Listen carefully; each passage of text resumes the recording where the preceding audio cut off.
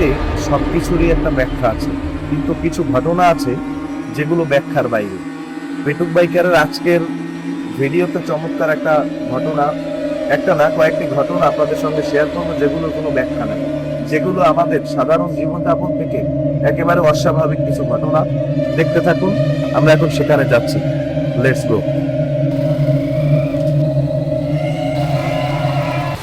কাকা, আপনাদের যে এই রাস্তা, এখানে তো বহুত সময় বহুত ঘটনা শোনা যায়, ভৌতিক ঘটনা। যেমন এই রাস্তা দিয়ে অনেকে যাইতেছে, এর এই রূপে আসছে, ওই রূপে আসছে, ভৌতিক কিছু। এই ধরনের কোনো ঘটনা আপনার সাথে ঘটছে কিনা? হ্যাঁ, ঘটছে এরকম আপনার অনেক ঘটছে। আপনার ওই তো আপনার আমার আটকাইছিল আপনার। আপনাদের আটকাইছে? হ্যাঁ, আটকাইছিল তো আমার রাখতে পারে না, আমি পিছনে দৌড়িয়ে কি দেখছিলেন আপনি? মানুষ, একেবারে মানুষ, মাথা নাই। মাথা নাই, কি রূপে দেখেন? কি করতেছিল? নৌকো বাইয়ে যায়, খালি যায় নৌকো বাইয়ে। আপনি যাইতেছিলেন? আমি আইতে আছি বাড়িতে। কোথায় গেছিলেন? শুক্রবারে বাজারে।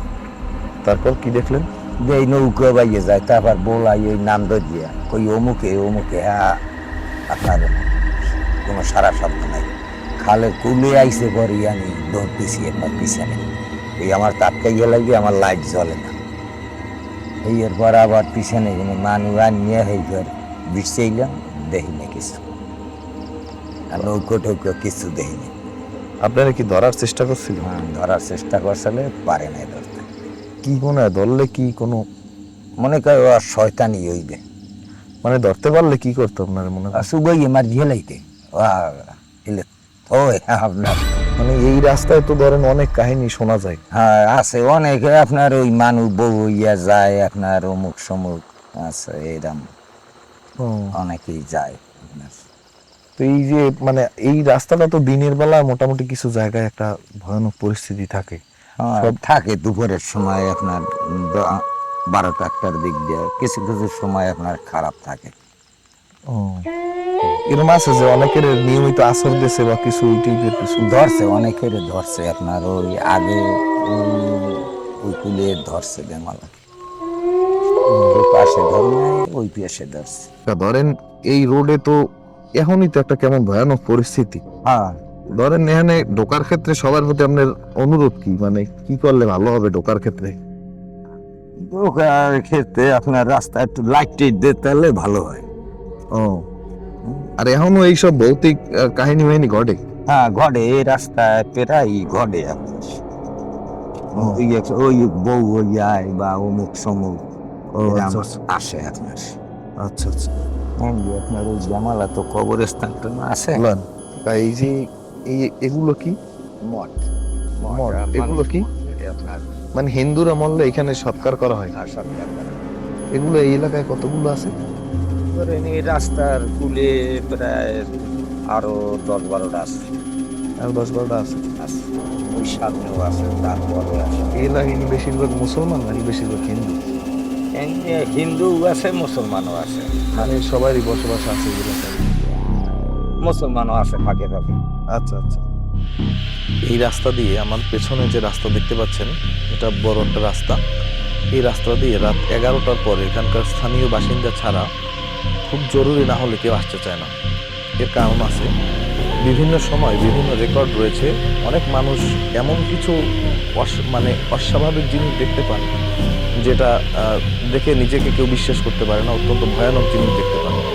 আজকে আমরা একজন বাইকারের সেই গল্প শুনব। তিনি কয়েকবার এরকম কিছু অস্বাভাবিক বস্তুর সম্মুখীন হয়েছেন। আমরা তার কথা শুনব। আমরা এখন এমন একজন মানুষের সঙ্গে দাঁড়িয়ে আছি, যিনি এই অত্র উপজেলার বিভিন্ন জায়গায়, প্রায় সকল জায়গায়, চিপা চাপা হোক, বড় মেইন রোড হোক, বাইক চালান, ভাড়ায় চালিত বাইক ওনার। তো আমরা ওনার কিছু গল্প শুনবো, যেগুলো একেবারেই আমাদের বাস্তব কোনো জিনিসের সঙ্গে মিল নেই, একেবারে অস্বাভাবিক কিছু অভিজ্ঞতা। ভাই, আপনার নাম? আমার নাম মনিরুল ইসলাম মনেশ্বরী।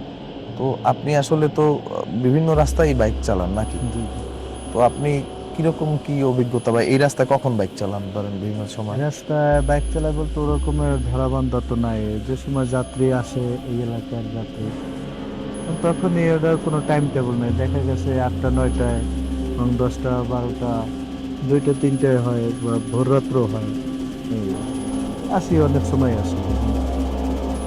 অনেক রাস্তাই তো চলে, তো সে তার সঙ্গে এই রাস্তায় চলাচলের আপনার অভিজ্ঞতা রাখছে। এই দুমকি উপজেলাতে অনেক রাস্তা আছে মানে খুব ভয়াবহ, কিন্তু তার ভিতরে এইটা এমনই একটা রাস্তা যে রাস্তার নাম শুনলেই মানুষ মানে আতঙ্কে ভরে যায়। আর এটা যেহেতু হিন্দু পাড়া বা এই হাঁটতে হাঁটতে কথা বলি। আছে, আর আপনার দেখা গেছে হাঁটতে হাঁটতে কথা বলুন। হ্যাঁ, এই হিন্দু পাড়াতে যখনই ঢোকে মন্ডল বাড়ির নামে পরিচিত এই রাস্তাটা, আপনার ওখান থেকে আসার পর থেকে যে এমনই একটা আস্তে আস্তে ভয় ভিতরে আসে, যখন লোক থাকে তখন তো আর মনে করেন তেমন একটা ভয় লাগে না। হুম। এখন কি করবো, আমাদের টাকা লাগবে, টাকার প্রয়োজন, আমরা বাইক চালাই, টাকা অবশ্যই লাগবে, আবার মানুষজনও নিতে হবে। তারাও ওখান থেকে ইচ্ছে করলে হাইটে আসতে পারে, 5-10 মিনিটের ব্যাপার, কিন্তু আসলে তো তারা ওই ভয়ে আতঙ্কে, যেখানে এখানে হয়তো বা আপনার কি অতিরিক্ত- অস্বাভাবিক কোনো অভিজ্ঞতা আছে? হ্যাঁ আছে, এ জায়গায় মনে করেন যে অতিরিক্ত যদি একেবারে ভাড়া হয় তাইলে মনে করেন 20 টাকা ভাড়াই চলে, রাত্র গভীর হইলো।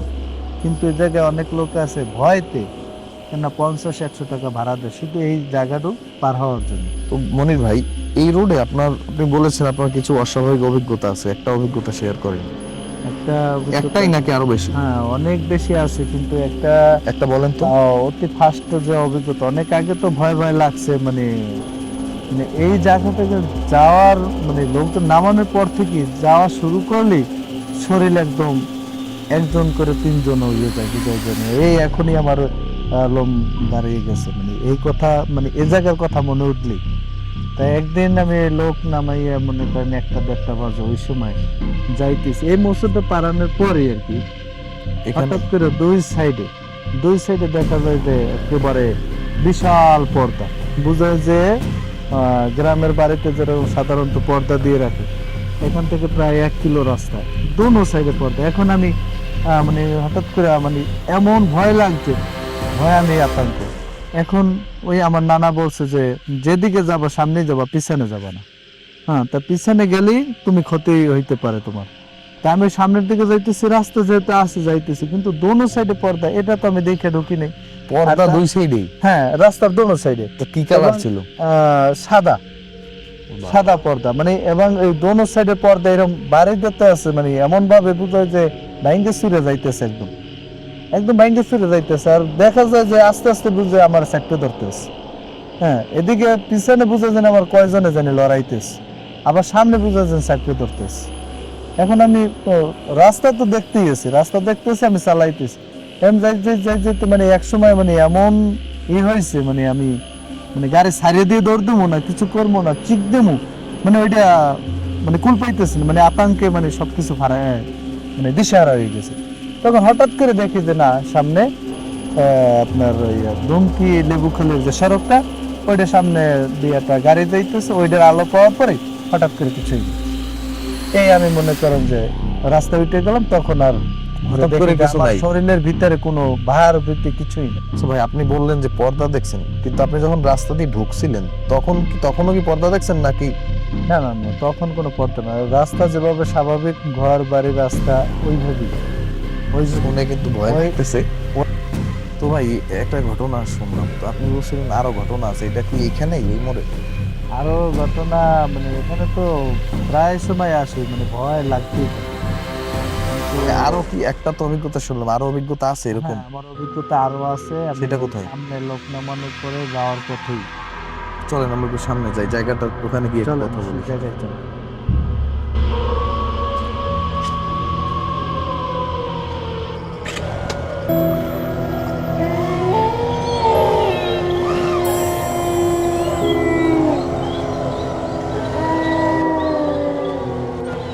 ভাই এই জায়গায় এই জায়গায়?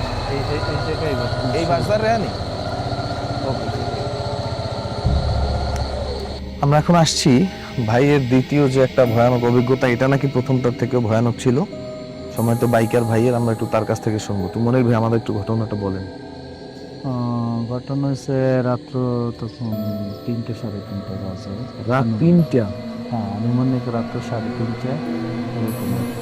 আপনার ও জায়গা থেকে এই জায়গা বেশি একটা দূরত্ব না, অতিরিক্ত ভাড়া হইলো 10 টাকা, হইলো হয় রাতের জন্য 20 টাকা, কিন্তু এখানে লোকটা নামাই দিছে, এখান থেকে ভিতরে যায়নি। উনি একজন ট্রাক ড্রাইভার। হ্যাঁ, রাত্রে ওই যে মুরগি, ব্রয়লার মুরগি এবং ওই যে ফার্মের মুরগিগুলো টানে। তো ওনার গাড়ি ওই মাথায় রেখে আসে, এই জায়গায় এসে মনে করেন 50-100 টাকা ভাড়া দিছে। তো ওনারে নামাই দেওয়ার পরে আমি এই যে সামনে এই জায়গাটা গেলাম, এখানে নামাই দিয়ে যখন যাই, তা আমার শরীরের ভিতরে কেমন যেন একটা মানে ভয় জন্মে উঠছে। এই দেখেন আমার সর্বপশম দাঁড়ায় গেছে, পশম দাঁড়ায় গেছে তোমার গায়ে।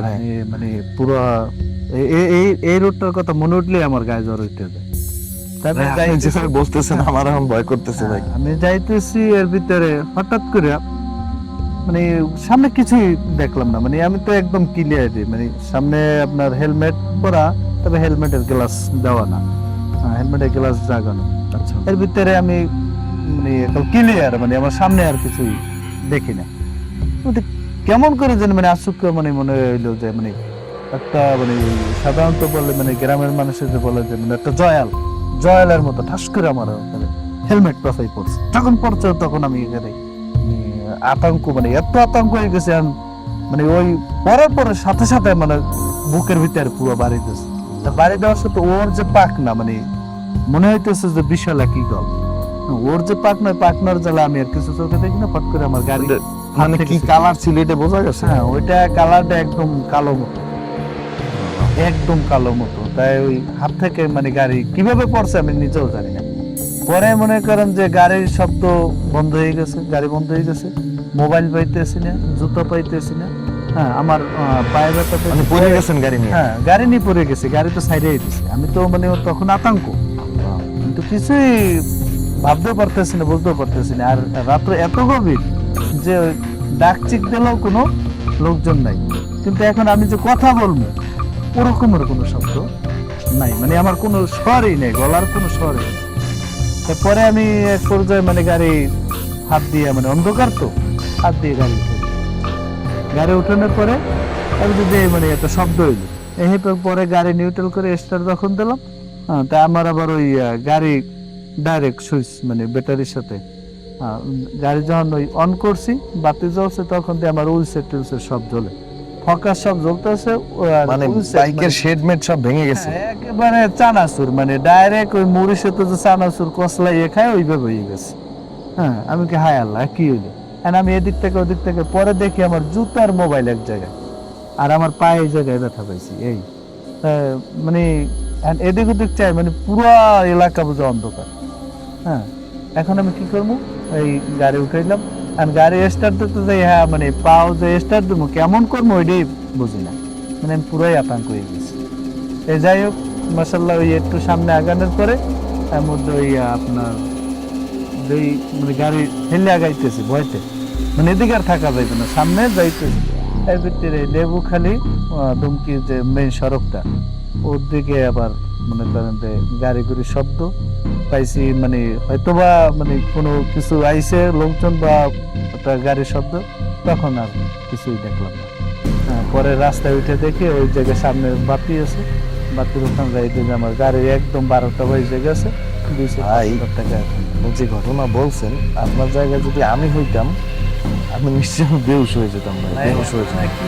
বলেন না বলেন জানি না, আমি সাধারণত অনেক ড্রাইভার আছে এই মন্ডলবাড়ির রাস্তার কথা শুনলে ওই অনেকে বলে 500 টাকা দিল। এটা তো সাধারণত ওই পায়রা নদী সড়ক লেখা সাইনবোর্ডে, কিন্তু আসলে এটা গ্রাম্য ইসে কি এটা মানে এক কথায় মানে এটা মন্ডলবাড়ির রাস্তা পরিচিত আর কি।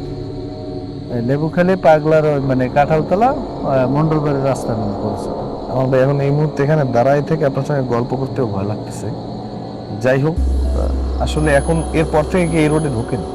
হ্যাঁ, এরপরে আমি প্রায় 3-4 মাস এই রাস্তা দেখিনি। এখন ঢুকি কি করবো, ওই লোকজন হয় এদিকে, তারাও তো ভয়, তারাও তো বাড়ি দিয়ে আসা লাগবে। হ্যাঁ, তাদের ভয়তে মানে তারাও দেখা যাইতে পারতেছে না। আর বেশিরভাগ ওই ড্রাইভার, আবার তাছাড়া ওই যে পান বিক্রি করে এরা আছে। আর এই রোডে তো সাধারণত এই মনে হয় এই রোডটা একটা রোড যেখানে শ্মশানও আছে, কবরস্থানও আছে প্রচুর রাস্তার আশেপাশে, রাস্তা হ্যাঁ, এবং কোনো লাইট পোস্টও নাই। মঠ বলে যেখানে হিন্দুদেরকে সৎকার করে। আর এই এলাকায় এমন যদি কেউ চিৎকার করে মারাও যায় তো ওই গভীর রাত্রে কেউ বাইরে মানে এই রাস্তাটা এমনই খারাপ।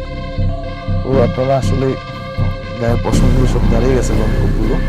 তো আসলে সবাইকে একটা অনুরোধ থাকবে, বাইকার যারা আছে গভীর রাতে জায়গা বুঝে সেখানে যাওয়া উচিত, কারণ বিভিন্ন ভৌতিক ঘটনা এরকম আপনার আমার আশেপাশে অহরহ ঘটতেছে। সবার উচিত নিজেকে সতর্ক রাখা, সাবধান রাখা। তো ধন্যবাদ মনির ভাই, আপনাকে অনেক ধন্যবাদ আমাদের সঙ্গে এগুলো শেয়ার করার জন্য। আপনার এই অভিজ্ঞতা থেকে বাইকাররা অনেক শিক্ষা নেবে ইনশাআল্লাহ। আপনি সাবধানে থাকবেন। ধন্যবাদ। তো এতক্ষণ আমাদের সঙ্গে থাকার জন্য ধন্যবাদ। আশা করছি পেটুক বাইকারের আজকের এপিসোডটা আপনাদের ভালো লেগেছে।